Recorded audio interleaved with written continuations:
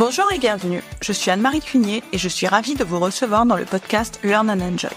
Dans chaque épisode, je vous propose d'analyser les usages et technologies du digital learning qui permettent de créer une expérience apprenant engageante et efficace. Avec des experts et professionnels du monde de la formation et de l'éducation, nous décoderons ensemble les bonnes pratiques qui marchent et les outils et méthodes qui permettent de transformer l'expérience d'apprentissage pour créer un effet waouh auprès des apprenants. Laissez-vous inspirer.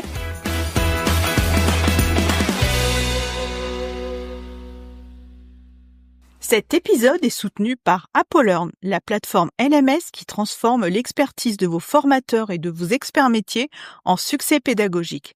AppleLearn, c'est la combinaison d'un LMS ultra intuitif, d'un outil auteur avec IA pédagogique et d'une équipe de passionnés qui vous accompagnent dans la réussite de vos projets. Cette plateforme vous permet de créer des formations inclusives qui engagent, qui marquent les esprits et qui restent simples à concevoir et à piloter. J'aime particulièrement leur vision, libérer la créativité des formateurs et rendre la technologie invisible pour que la pédagogie soit toujours au premier plan. Avec AppleLearn, vous concevez, vous engagez et vous réussissez. Pour en savoir plus, rendez-vous sur applelearn.com en cliquant sur le lien qui se trouve dans la description de l'épisode et dites-leur que vous venez de ma part pour bénéficier des frais de mise en service offerts. Bonjour à tous! L'accessibilité numérique est un sujet essentiel, parfois perçu comme très technique, mais qui est en réalité au cœur de l'expérience apprenante. Depuis juin 2025 et les nouvelles règles du RG2A, l'accessibilité n'est plus une option. Toutes les organisations doivent s'y conformer. Mais au-delà de la contrainte légale, l'accessibilité est une opportunité pour repenser nos e-learning, les rendre plus inclusifs, plus engageants et plus efficaces pour tous. Pour en parler, j'ai le plaisir de recevoir Cédric Ledenma, spécialiste du sujet. Ensemble, on va explorer ce que recouvre concrètement l'accessibilité dans un module e-learning, les impacts du RG2A, les erreurs fréquentes, mais aussi les bonnes pratiques pour se lancer. Bonne écoute!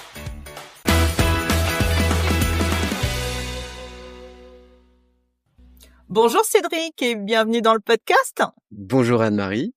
Donc, merci beaucoup d'être avec nous. Donc, on s'était croisés au Learning Show en 2024. Exactement. Et du coup, j'ai eu envie que tu sois avec nous aujourd'hui pour nous éclairer sur un sujet qui est vraiment essentiel.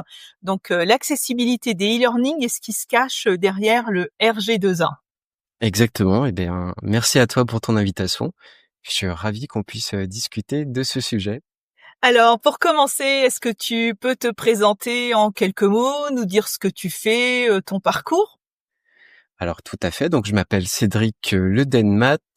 J'ai 35 ans, j'habite à Rennes et mon métier de base, c'est ingénieur pédagogique multimédia. Alors, j'ai une expérience avant, il y a longtemps, dans le domaine de la communication, du marketing et du management. C'est d'ailleurs quand j'étais manager que j'ai été sensibilisé surtout là sur la question du handicap, parce que je travaillais avec des salariés avec une RQTH, donc une reconnaissance en qualité de travailleur handicapé. Et donc tout naturellement, dans mes pratiques pédagogiques et lorsque j'ai créé mon entreprise, la question de l'accessibilité numérique s'est intégrée peu à peu dans mes pratiques. Et aujourd'hui, c'est devenu mon activité principale de concevoir des modules de formation à destination d'un public large, donc y compris un public qui peut être parfois en situation de handicap. Alors, pour commencer, est-ce que tu peux nous dire qu'est-ce que l'accessibilité numérique, donc dans le contexte de la formation, et pourquoi c'est particulièrement important aujourd'hui pour les acteurs de la formation? Alors, ce qui est important déjà de rappeler, c'est que l'accessibilité numérique, c'est un droit fondamental, au même titre que le droit à l'éducation est un droit fondamental. Donc déjà, ça c'est la première approche qu'on doit avoir de l'accessibilité numérique. Ensuite, si je te donne la définition officielle, le principe de l'accessibilité numérique, c'est de rendre les contenus et services numériques, donc nous on va parler de e-learning, de plateforme LMS, compréhensibles et utilisables par les personnes en situation de handicap. Concrètement, ça veut dire quoi? Ça veut dire qu'on considère que l'environnement d'apprentissage a sa part de responsabilité, voire une très grande part de responsabilité dans la situation de handicap. Je vais te donner un exemple très concret peut-être pour illustrer mon propos. On a tendance généralement à confondre l'accessibilité avec une autre notion qui est la compensation du handicap. Par exemple, si je suis malvoyant ou aveugle, ma responsabilité individuelle à moi, ça va être d'apprendre le braille ou d'apprendre à utiliser un lecteur d'écran. Donc c'est un logiciel qui va me permettre d'entendre en fait tout ce qui est affiché à l'écran grâce à une voix de synthèse. Donc ça, c'est ma responsabilité individuelle. L'accessibilité, c'est une réponse collective face au handicap dont l'objectif, la responsabilité, c'est d'assurer la compatibilité avec mes technologies d'assistance. Par exemple, si j'utilise un lecteur d'écran, eh bien, il faut que le module e-learning, la plateforme LMS, utilise un certain langage, on parle de balisage sémantique pour être un peu technique, qui va permettre de rendre compatible, eh bien, la plateforme avec mes technologies d'assistance. Donc ça, c'est un peu pour la définition officielle de l'accessibilité numérique. L'enjeu, il est extrêmement important puisque on considère aujourd'hui en France qu'on a à peu près 12 millions de personnes qui sont en situation de handicap. Donc ça, c'est les chiffres officiels, ça veut dire que en fait, c'est beaucoup plus. Et souvent, quand on dit ça, ça étonne beaucoup de personnes. Parce que quand on pense au handicap, on pense à des personnes, comme je disais, qui peuvent être aveugles, en fauteuil roulant, et on a l'impression de se dire, enfin, quelque chose que j'entends souvent, c'est de me dire, ah oui, mais nous, on en a très rarement des salariés dans cette situation-là ou des apprenants dans cette situation-là. Sauf qu'au sens de la loi, le handicap, ça concerne tout ce qui est les troubles cognitifs, les troubles psychiques, les troubles mentaux, le polyhandicap. Donc ça veut dire que si j'ai un trouble de l'attention, je peux me retrouver en situation de handicap si l'environnement n'est pas adapté. Si j'ai un trouble anxieux, c'est pareil. Si j'ai une sclérose en plaques, je peux me retrouver en situation de handicap. Donc on voit bien que ça concerne quand même beaucoup d'apprenants. Et oui, ta question, c'était sur l'enjeu aujourd'hui. Pourquoi finalement c'est un sujet d'actualité? Eh bien, c'est un sujet d'actualité parce qu'on évolue. J'ai envie de dire qu'on évolue vers une société de plus en plus inclusive. On le voit avec les entreprises qui sont de plus en plus nombreuses à mettre en place des politiques RSE, donc responsabilité sociétale. Et il y a un contexte, on va dire, législatif, qui est qu'en 2023, il y a des ordonnances qui sont là, actées là vraiment depuis juin 2025, qui obligent un plus grand nombre d'entreprises, y compris des organismes de formation, à respecter ce qu'on appelle le RGAA. Donc peut-être qu'on en parlera plus tard, mais c'est le Règlement général d'amélioration d'accessibilité, dont le rôle est de fournir une méthodologie et une évaluation par rapport à l'obligation légale d'accessibilité numérique qui est actée depuis 2005. Donc tu vois, ça fait déjà 20 ans. Oui, oui, ça fait longtemps, mais c'est sous les feux des projecteurs maintenant. Exactement. Et donc, et ce qui se passe aujourd'hui, alors la formation et le e-learning ne sont pas proprement cités. Donc aujourd'hui, moi j'ai posé la question à l'Arcom de leur dire est-ce que c'est une obligation légale, enfin au niveau du RG2A. Ils m'ont dit ce serait logique, mais c'est pas cité, donc nous on va pas venir vous contrôler et vous dire que c'est pas bien. Néanmoins, c'est une obligation légale quand même depuis 2005, puisque aujourd'hui, si par exemple je vais aller voir dans le code du travail, eh bien c'est bien précisé qu'une formation professionnelle doit être accessible à tous les employés et que ceux qui ont des besoins d'aménagement, qui sont souvent dits raisonnables, eh bien on a l'obligation de respecter ces demandes d'aménagement. Et pour rendre ce que tu viens de dire un petit peu plus concret, Oui. que pour moi c'est un petit peu abstrait, on va dire, un contenu accessible, est-ce que tu peux nous illustrer la différence entre un contenu accessible versus un contenu non accessible? Oui, bien sûr. Alors, on a de la chance dans le domaine de la formation, c'est que même si on a l'impression que c'est un sujet un peu nouveau d'actualité, en fait, ça fait déjà très très longtemps qu'il y a des personnes qui réfléchissent à la question. Et on a notamment une notion qui s'appelle la conception universelle de l'apprentissage, donc qui porte bien son nom, c'est-à-dire que on part du principe qu'on va créer un dispositif qui, par défaut, va être accessible pour la plupart des apprenants. Cette conception universelle de l'apprentissage, elle repose sur 3 principes. Le premier, c'est que je vais avoir plusieurs moyens de représentation. Ça veut dire quoi? Ça veut dire, première chose, que je vais m'assurer que les contenus soient perceptibles et compréhensibles. Perceptibles, on a parlé tout à l'heure de lecteur d'écran. Donc si je suis aveugle, il faut que je puisse accéder au contenu d'une façon ou d'une autre. Si je suis malentendant, par exemple s'il y a un audio, donc là tu vois on est en train de faire un podcast, eh bien c'est que j'ai la possibilité d'avoir une transcription de l'audio pour pouvoir accéder au contenu d'une certaine manière dans tous les cas. Et donc c'est là où on rentre dans des spécificités techniques du RG2A que j'évoquais tout à l'heure. Et donc un contenu qui ne serait pas accessible, c'est un contenu qui ne prendrait pas en compte cette multimodalité, j'ai envie de dire, dans la présentation des contenus. Et un principe du coup qui est rattaché à ça, c'est ce que je disais, c'est la multimodalité. Là, je vais te donner un exemple concret pour que ce soit peut-être plus clair pour les personnes qui nous écoutent. Moi, j'ai fait mon stage de fin d'études chez une entreprise qui est située à Lyon qui s'appelle Sido. Et une des activités, c'est de concevoir et produire des vidéos qui s'appellent Dessine-moi l'écho. Je sais pas si tu connais. Oui, oui, je les connais. Ce qui est intéressant quand on va sur le site de Dessine-moi l'écho, c'est qu'on a la vidéo. Donc c'est un schéma pédagogique avec une voix off, des animations, mais on a également possibilité d'accéder au contenu d'autres manières. La première, c'est que je vais pouvoir télécharger le schéma pédagogique, l'imprimer, l'annoter si j'ai besoin. J'ai également accès à la transcription, donc au script de la vidéo. Donc ça va me permettre, de pouvoir, si je suis par exemple malentendant ou si j'ai des troubles de l'attention, de pouvoir prendre connaissance du contenu à mon rythme. Donc on est sur une vidéo, on n'a pas fait un travail supplémentaire pour la rendre accessible, on a juste pensé à la rendre accessible de différentes manières.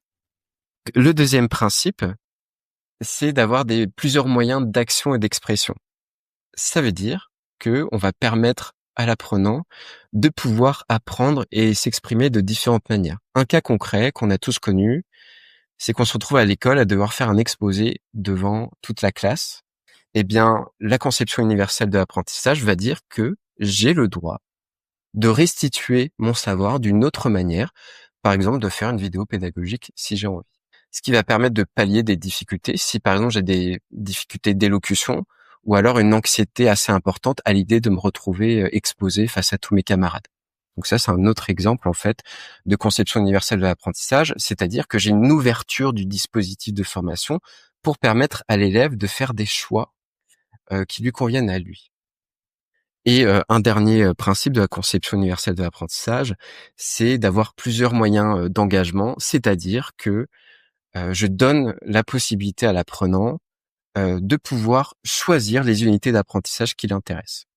Et donc ça veut dire que je vais avoir une forme de granularisation des contenus, et ça c'est extrêmement important. Ça veut dire que, par exemple, quand je consulte un MOOC, moi, je suis un gros consommateur de MOOC, mais j'en ai jamais terminé aucun. Pourquoi? Parce que je vais aller chercher l'unité d'apprentissage qui m'intéresse et qui répond à mon objectif pédagogique. Et puis le reste, ça ne m'intéresse pas.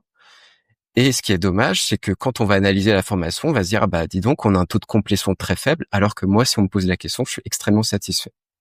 Donc, la conception universelle de l'apprentissage, elle nécessite, voilà, de revoir notre façon aussi d'évaluer les formations et, voilà, de percevoir ce que c'est qu'une formation réussie. Oui, et par rapport à ce que tu viens de dire, sur les MOOC, c'est aussi, ne pas, forcer, le suivi de tous les modules pour accéder au suivant quelque part. Ce que tu es en train de dire, c'est de laisser le libre choix d'aller, consommer tel ou tel, module selon, son besoin. Eh bien, c'est exactement ça. Et tu vois, donc moi, je suis intégrateur Storyline. Enfin, c'est une grande partie de mon activité. Et je me retrouve avec des demandes de clients qui sont de bloquer le bouton suivant.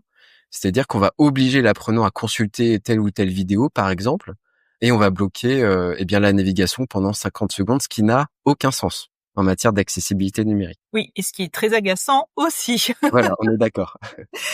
Alors, j'aimerais qu'on revienne, Cédric, sur, le RG2A. Oui. Donc, tu en avais, parlé, rapidement au début. Donc, est-ce que tu peux nous dire, ce que ça représente en quelques mots? Quelles sont les obligations, les objectifs, les échéances aussi? Oui. Alors, ce que je disais tout à l'heure, c'est que bon, l'obligation légale des organismes de formation, en tout cas dans la conception des formations, c'est pas encore hyper clair. Mais on a tout intérêt dès maintenant quand même à se reposer sur cette méthodologie pour entrer quand même dans ce qu'on peut appeler une démarche qualité autour de l'accessibilité. Et donc c'est ça, le RG2A et l'obligation légale tourne autour de cette volonté de démarche qualité. Donc la première chose, comment ça se présente, c'est que je vais avoir 106 critères techniques qui vont m'orienter vers les bonnes pratiques de production accessibles. Par exemple, je vais m'assurer que les contrastes de couleurs soient respectés pour les personnes, par exemple, qui ont du daltonisme. Voilà, ça va leur permettre d'accéder au contenu. Je vais avoir des transcriptions dans les vidéos. Je vais m'assurer que les contenus sont accessibles au clavier pour des personnes qui peuvent pas utiliser la souris. Voilà, donc c'est un peu tous ces critères-là qu'on va retrouver. Mais le RG2A dit aussi que s'accompagne en tout cas d'une obligation qui est de d'avoir une personne référente. C'est-à-dire que si, par exemple, moi je suis un apprenant et que je me rends compte qu'il y a un problème d'accessibilité ou que le dispositif n'est pas adapté à mes demandes d'aménagement spécifiques, eh bien, je dois pouvoir contacter une personne, lui dire j'ai un souci d'accès à votre formation et que cette personne me donne une réponse assez rapidement pour pouvoir accéder à la formation d'une façon ou d'une autre. Une autre chose aussi qui est associée au RG2A, c'est l'obligation d'avoir une déclaration d'accessibilité. Déclaration d'accessibilité, eh bien, c'est que je vais pouvoir orienter l'apprenant sur les solutions qui lui sont proposées pour faciliter l'accessibilité.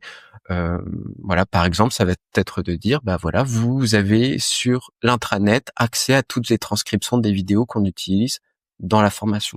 Voilà, ça peut être un exemple qui va être précisé dans la déclaration d'accessibilité. Mais 106 critères, c'est énorme. Ça implique quoi concrètement pour les entreprises et les équipes formation? Est-ce qu'il faut qu'elles repassent sur les modules e-learning qui ont déjà été faits pour les mettre aux normes? Oui. Alors en fait, enfin, il y a une notion importante. Il y a une notion importante avant de dire qu'il faut tout casser. Moi, ce que je recommande à mes clients, c'est déjà d'analyser l'obsolescence de leur module existant. Un module qui a 5-6 ans où je sais que je vais devoir faire une refonte peut-être l'année prochaine.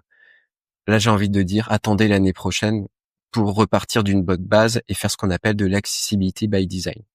Et donc, c'est plutôt ça que j'encourage aujourd'hui, c'est plutôt dans la production des nouveaux modules, nouveaux dispositifs de formation, eh bien, c'est de prendre en compte les exigences pardon, d'accessibilité dès le départ. Après, ce que tu disais, oui, il y a quand même 106 critères, c'est beaucoup. Donc c'est pas si simple que ça de respecter ces 106 critères. Et donc il va être essentiel là aussi de se reposer, d'avoir une exigence vis-à-vis des éditeurs de logiciels, ce qu'on appelle les outils auteurs, pour faciliter cette mise en accessibilité et faire que par exemple quand j'intègre un QCM, par défaut ce QCM ait été pensé dans son code pour être accessible et respecter certains principes du RG2A. Pour ma part, je travaille avec Storyline, qui est un outil qui n'est pas parfait en matière d'accessibilité, mais qui a l'avantage de quasiment à chaque mise à jour proposer des améliorations sur ce sujet-là et qui ont aussi une transparence sur bien ce qui est mis en place en matière d'accessibilité. Donc il y a des choses qu'on peut vraiment faire par nous-mêmes, hein. Par exemple, quand je travaille avec un graphiste, eh bien ça va être de lui dire que l'interface ce serait intéressant qu'elle respecte certaines normes d'ergonomie, comme par exemple le fait qu'un bouton suivant ce n'est pas en haut à gauche. Donc c'est des choses que j'ai déjà eues. Donc on va respecter un bon sens ergonomique. Si je me fie vraiment un peu à la recherche sur le sujet, on a une heuristique qui s'appelle l'heuristique de Scapin et Bastien qui donne plein de bons principes d'ergonomie. Donc voilà, on a quand même un paquet de choses à faire de notre côté. Et ensuite, il y a tout un travail aussi sur comment rendre le contenu le plus clair possible. Donc là, on va parler de langage simplifié, de langage clair. Dans un niveau beaucoup plus important, on va parler de FALC, donc facile à lire, facile à comprendre. J'ai vu que tu avais déjà une invitée qui avait parlé de ce sujet-là. Donc voilà, donc il y a un travail déjà d'accessibility by design et un travail aussi de collaboration avec des outils auteurs et d'être nous autres concepteurs pédagogiques plus exigeants vis-à-vis d'eux. En effet, j'ai proposé un épisode sur la communication claire et le FALC, donc j'indiquerai le lien dans les notes de l'épisode. Et puis, je voudrais revenir aussi là sur ce que tu viens de dire. Donc, en fin de compte, on voit que le RJ2A a tout de même des impacts sur les équipes. Donc, tu as parlé des outils, mais J'imagine que ça a aussi un impact, sur les budgets et surtout sur les compétences puisque du coup, il faut connaître les attendus de ces 106 critères quelque part pour les intégrer, dans sa conception, dans sa production. Alors, j'ai envie de dire que avant de s'intéresser au RG2A, ce qui est important déjà, c'est de mettre le sujet sur la table. Parce que si on se dit oh ça va être compliqué, donc on va rien faire parce que c'est trop compliqué, donc c'est souvent ce qu'on me dit. Donc on met le sujet sur la table, et d'avoir une traçabilité des problèmes d'accessibilité qu'on a. Je te donne un exemple, un salarié qui dit à son manager, bah voilà, moi j'ai une demande d'aménagement qui est que quand je me forme sur les modules e-learning, il faut que je puisse être dans un endroit isolé. Or, là, je me retrouve dans une situation où je dois le faire dans un open space, donc ça me convient pas. Il faut que le manager l'écoute et remonte cette information-là à la RH, au référent handicap, pour que ça ne se reproduise plus et que donc entrer vraiment dans une démarche d'amélioration continue, une démarche d'accessibilité. Donc ça, c'est la première chose déjà, eh bien de prendre en compte l'existant et les demandes d'aménagement raisonnables des collaborateurs, des apprenants. La deuxième chose à faire, ça va être, et c'est déjà le cas pour les organismes de formation qui rentrent dans le cadre de Calliope, c'est de s'entourer d'un réseau de personnes expertes du sujet. Ça peut être Cap Emploi, la GFIP, hein, ou donc par exemple nous à Rennes, il y a Handicap 35, qui est un réseau d'experts en fait, d'associations et d'experts sur les sujets du handicap. Et ensuite dans la conception, effectivement, on parle du RG2A. Eh bien, ça va faire en sorte que par défaut, on va avoir un contenu qui a été pensé pour être accessible sans avoir trop d'impact sur le budget. Ça veut dire que il pourrait être intéressant de pas à chaque fois réinventer une nouvelle direction artistique pour chaque nouveau module e-learning. Ça, c'est ce que je retrouve assez fréquemment. Donc, ça prend du temps, ça coûte cher. Donc, ce qui peut être intéressant, c'est de mettre en place ce qu'on appelle un design system, c'est-à-dire que j'ai par exemple une charte pédagogique où j'ai identifié que régulièrement, je retrouve ce type d'activité QCM, QCU, etc. Eh bien, je vais mettre le paquet sur l'accessibilité, les contrastes de couleurs, etc. sur ce design system.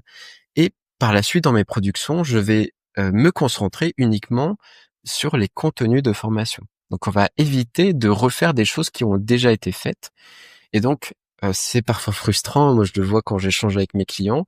Mais effectivement, la mise en accessibilité nécessite de faire des arbitrages pour être cohérent en matière budgétaire aussi. Eh bien, justement, sur le design system, si nos auditeurs souhaitent en savoir plus, il y a également un épisode qui est proposé, que j'ai enregistré il y a déjà quelques mois. Je mettrai, je mettrai le lien dans les notes de l'épisode. Super. Alors souvent on peut avoir, l'image, que l'accessibilité ne concerne que les personnes, en situation de handicap. En réalité, elle profite à tous les apprenants, n'est-ce pas? Oui, complètement. Alors, déjà, j'ai envie de dire que c'est OK de mettre en place quelque chose qui soit accessible qu'aux personnes en situation de handicap. Par exemple, on est tous d'accord pour dire que avoir des places handicapées dans les parkings, c'est important. Moi, ça me sert à rien personnellement, mais je vais pas aller m'opposer à ce que ça existe. Et par ailleurs, si je suis un peu nombriliste, je ne suis pas à l'abri un jour, de me retrouver en fauteuil roulant. Il y a plein de raisons qui font qu'on peut se retrouver en situation de handicap. Et par ailleurs, on considère aujourd'hui qu'à peu près 80% des personnes, en fait, ont leur handicap au cours de leur vie. Donc, ils sont nés sans handicap et au cours de leur vie, il y a un accident, un événement qui fait que qu'ils sont en situation de handicap. Cela dit, effectivement, donc je parlais de conception universelle de l'apprentissage. Par exemple, le fait d'avoir la possibilité d'accéder à la formation à mon rythme. Alors, ça va être intéressant si j'ai des troubles de l'attention, mais en fait, ça va être important pour la plupart des personnes. C'est hyper pratique, je peux apprendre à mon rythme. Si je dois aller chercher mes enfants à 16 heures à l'école, c'est intéressant pour moi de pouvoir adapter le dispositif de formation à mon rythme et à mes contraintes au quotidien. Par ailleurs, et ce que j'ai observé, c'est que on parlait tout à l'heure de langage clair, donc l'accessibilité numérique nous oblige, nous autres ingénieurs pédagogiques, à mettre en place les bonnes pratiques d'ingénierie pédagogique et donc à devenir plus performants aussi dans notre façon de concevoir des formations. Donc c'est tout gagnant, c'est tout gagnant. Exactement. Et dans tous les projets que tu gères, donc j'imagine que tu vois des erreurs. Donc, quelles sont les erreurs les plus fréquentes que tu observes en matière d'accessibilité? Je vais un peu généraliser, mais déjà une erreur qui est assez fréquente, c'est une erreur de posture, c'est-à-dire une erreur de représentation vis-à-vis du handicap. Donc une erreur fréquente, moi la première, c'est l'ignorance totale. Donc aujourd'hui, il y a un tel manque de sensibilisation qui fait que on a des managers qui refusent d'appliquer les demandes d'aménagement raisonnables de leurs collaborateurs. Et ensuite, on a certaines représentations du handicap où, par exemple, vous avez des personnes qui vont vous dire, bah, moi, je considère qu'un trouble de l'attention, c'est pas du tout une situation de handicap, donc moi, je n'ai rien à faire là-dessus. Une autre erreur de posture qu'on a déjà évoquée, c'est avoir le fameux client qui me dit, il faut bloquer le bouton suivant, il faut enlever le player sur les vidéos parce que sinon les gens vont aller directement à la fin de la vidéo. Voilà. Donc ça, je dirais, voilà, c'est la première chose, c'est une erreur de posture. La deuxième chose, que j'ai observé, c'est de sous-estimer l'existant. C'est-à-dire que, on en parlait un peu tout à l'heure, des fois, il y a des choses bien aussi. C'est-à-dire que si l'ingénieur pédagogique, il a bien fait son travail, que le graphiste, il a bien fait son travail, on a déjà un module qui est ergonomique, on a un contenu qui est clair, on a des écrans qui sont pas surchargés, donc déjà là, on a quelque chose de bien. Et ensuite, on a des outils aussi qui sont hyper performants qu'on a tendance à sous-estimer. L'exemple le plus courant, c'est Word. Si je te donne une fiche de synthèse sous le format Word, eh bien, ça permet à l'apprenant derrière, donc il y a un système qui permet de lire à haute voix ce qui est affiché dans le Word. Il va pouvoir changer les couleurs, il va pouvoir changer la taille des polices. Donc, il va pouvoir complètement personnaliser le support par rapport à ses besoins. Et donc, tu vois, là, ça demande pas d'outils miracles. On a déjà des outils qui existent. Ensuite, on parlait tout à l'heure du RG2A. Eh bien, c'est de confondre justement l'accessibilité par rapport au RG2A et l'accessibilité réelle. Je reparle d'ergonomie, mais le RG2A, lui, son objectif, c'est pas que l'expérience utilisateur soit parfaite, c'est que si elle est mauvaise, elle soit autant mauvaise pour tout le monde, en gros. Donc, on va s'assurer finalement que ce soit accessible à tout le monde, mais si l'expérience est pas terrible, bah, c'est pas le RG2A qui va gérer ça. Et on en parlait aussi un petit peu, l'erreur la plus fréquente, et c'est un gros problème que j'ai, c'est qu'on me contacte quand le projet est quasiment terminé. Donc c'est-à-dire l'ingénierie est faite, parfois le module est quasiment intégré, le graphisme est déjà fait et bah, du coup, là, ça va être très, très compliqué de rattraper en fait les problèmes d'accessibilité. Bah oui, parce qu'il faut que tu repasses sur tout le module.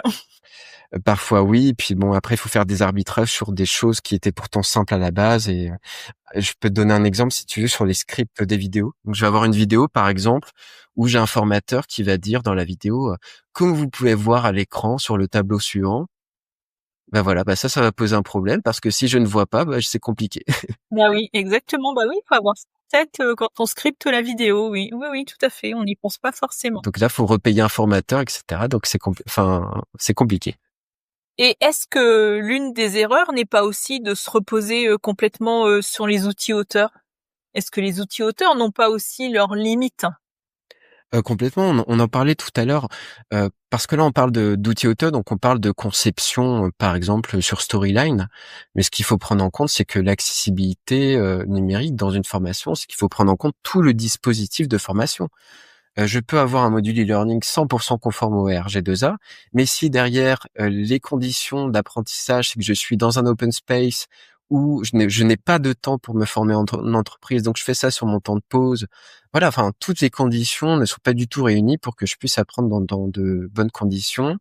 Et on en parlait tout à l'heure, il y a des bonnes pratiques qui sont vraiment des pures pratiques d'ingénierie pédagogique. Il faut faire en sorte que mon contenu soit le plus clair possible, d'éviter d'avoir des écrans surchargés, etc. Et ça, le RG2A n'interdit pas d'avoir des écrans surchargés, par exemple.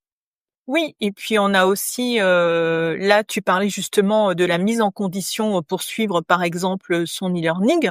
Je rebondis là-dessus parce que du coup, ton e-learning est accessible via une plateforme LMS. Donc il faut aussi que notre plateforme LMS soit accessible. Gros sujet, c'est-à-dire que j'ai des clients qui vont me commander un module e-learning et quand on va sur leur plateforme LMS, on se rend compte que c'est une véritable usine à gaz. c'est le cas malheureusement sur pas mal de plateformes LMS. Donc là, ce qui peut être intéressant, ça va être de réfléchir à l'expérience utilisateur et par exemple de se dire, je vais envoyer un lien à l'apprenant qui lui permet d'accéder directement au module sans avoir à passer par l'intranet et faire 10 000 clics pour pouvoir enfin accéder au module. Donc ça, c'est des bonnes pratiques, c'est qu'on fait avec l'existant et j'espère à l'avenir que les éditeurs de plateformes LMS eh bien s'emparent du sujet. Oui, et quelquefois, justement, comme tu dis, envoyer un lien, revenir à des pratiques, plus simples peut être beaucoup plus productif. Tout à fait, oui. Eh bien, merci Cédric, pour toutes ces bonnes pratiques que tu nous partages. On va arriver donc, à la fin de notre épisode. Donc, pour conclure, si tu devais donner, par exemple, 3 conseils à une équipe formation, qui veut se lancer, qui veut, mettre en conformité, ses formations, quels seraient, ces conseils que tu leur donnerais? La première chose, je dirais, c'est déjà de s'orienter vers de la conception centrée utilisateur. Donc plutôt que de réinventer la poudre entre guillemets, c'est d'aller poser la question directement, par exemple à des salariés en situation de handicap. Donc ça, c'est la première chose. La deuxième chose, c'est de vraiment s'emparer du sujet et de faire des arbitrages, mais des arbitrages qui sont légitimes, hein, bien souvent. Par exemple, si j'ai un apprenant qui me dit qu'il a besoin d'un tiers-temps supplémentaire de formation, il y a une réalité qui est que le formateur ne va pas rester jusqu'à 20 heures pour des apprenants avec des besoins spécifiques. Mais par exemple, je peux me dire bon, on a ce problème-là qu'on peut pas régler nous parce que ça nous coûte trop cher. Par contre, ce qu'on peut faire, c'est fournir à l'apprenant eh bien le support de la formation qui va lui permettre lui à la fin de la journée de pouvoir réviser un petit peu et pouvoir le lendemain redémarrer dans de bonnes conditions. Donc tu vois, donc on identifie le problème et plutôt que de le mettre sous le tapis, on va se dire ok, là on a un truc à faire.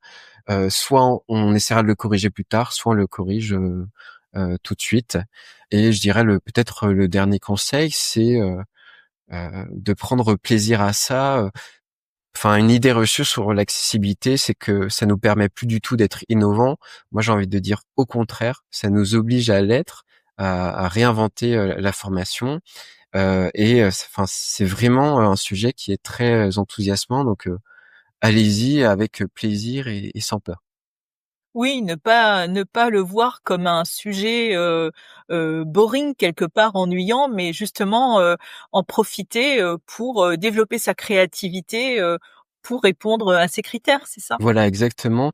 Et si une chose que je n'ai pas précisée aussi, qui me paraît quand même très importante, quand je vais notamment sur LinkedIn, c'est de ne pas forcément se ruer sur des solutions miracles autour de l'accessibilité. Là, ce que j'observe, c'est que on reproduit dans le domaine du learning les erreurs qui ont été commises dans le domaine du web. Par exemple, dans le domaine du web, quand il y a eu cette obligation légale, eh bien, on a des outils qu'on appelle des outils de surcouche d'accessibilité qui sont apparus. Le principe, c'est que je vais pouvoir, par exemple, personnaliser directement les contrastes, la taille des polices, etc. Alors, c'est bien hein, d'avoir ces outils-là, mais c'est moins bien quand ils entrent en conflit avec les technologies d'assistance utilisées par les apprenants. Typiquement, et c'est pour ça que la Convention européenne n'a pas validé ces outils, vous avez des outils de surcouche qui font que la navigation au clavier ou avec un lecteur d'écran n'est plus possible. Donc c'est très problématique. Et aujourd'hui, dans le domaine du learning, je vois ce type d'outils apparaître. Et donc le conseil que je donnerais, c'est que un éditeur de logiciels qui a fait un effort d'accessibilité, il transmettra une déclaration d'accessibilité.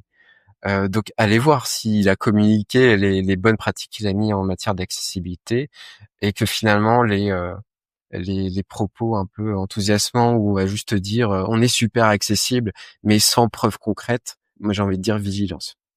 Oui, il faut s'en méfier. Et est-ce que pour aller plus loin, tu as des ressources, à conseiller à nos auditeurs? Oui, alors les ressources elles existent. Par exemple, si je suis très généraliste sur l'accessibilité numérique, il y a ce qu'on appelle le W3C. C'est un peu le Wikipédia de l'accessibilité numérique, j'ai envie de dire. Et il y a énormément de ressources, y compris des personas pour comprendre ce que c'est que les différents types de situations de handicap, avec plein de solutions. Enfin, vraiment, il y a énormément de contenu. C'est pas sexy, mais c'est hyper formateur. Dernièrement aussi, j'ai découvert un site qui s'appelle Formabilité, qui a pour avantage d'être très orienté sur les contraintes liées à la formation. Et donc, par exemple, des intégrateurs Storyline, je les invite vraiment à aller consulter ce site-là. Et j'ai remarqué aussi que les jeux vidéo, ils ont beaucoup d'avance en matière d'accessibilité numérique. Et on a, je pourrais te donner la ressource, ça s'appelle Game Guidelines, qui donne plein de bonnes pratiques en matière d'accessibilité numérique pour faire ce que nous on peut appeler des serious games accessibles. Et c'est vraiment une mine d'or en matière pour nous donner des idées un peu d'innovation pédagogique accessible. Voilà, donc ce seraient les 3 ressources que je te recommanderais. Il y en a bien évidemment plein d'autres. Peut-être une dernière, si vraiment on se concentre sur l'idée que l'accessibilité, on est vraiment sur de l'autodétermination, c'est qu'on va faciliter l'autonomie de l'apprenant, eh bien il y a des outils qui permettent d'évaluer ça. Par exemple, l'Université de Lille propose une palette d'outils d'évaluation de l'autodétermination, de l'ergonomie des interfaces. C'est un peu plus orienté recherche, mais on a déjà des ressources qui existent et qui sont pertinentes. Merci beaucoup Cédric Merci à toi. pour toutes ces ressources. Est-ce que tu as un mot de la fin pour terminer? Le mot de la fin, je me répète un peu, mais c'est de dire allez-y. C'est vraiment un sujet qui est passionnant et je dirais vigilant, c'est-à-dire que il faut bien garder en tête que l'objectif de l'accessibilité, c'est de permettre à chacun de pouvoir être autonome dans ses apprentissages. Donc, on va pas entrer dans des postures de misérabilisme ou ce genre de choses. On va vraiment permettre à chacun de pouvoir être autonome. Et je crois que c'est une posture qui est vraiment importante d'avoir en tête. Merci Cédric pour ce mot de la fin et puis merci pour cet échange. On sent effectivement que tu es passionné par le sujet. Merci beaucoup. Merci à toi. À bientôt. Merci, à bientôt. Au revoir. J'espère que cet épisode vous a plu. Si vous aimez le podcast Learn and Enjoy et si vous avez envie de me soutenir, de m'aider à faire connaître ce podcast, la meilleure façon, c'est de me laisser une note 5 étoiles sur Apple Podcast ou un petit commentaire. Pensez aussi à vous abonner pour être informé de la sortie des prochains épisodes. Et pour rester en contact ou me proposer un thème que vous souhaitez que j'aborde, vous pouvez me rejoindre sur LinkedIn. Vous me trouverez sous mon nom, Anne-Marie Cuinier. Je vous dis à très vite pour un nouvel épisode.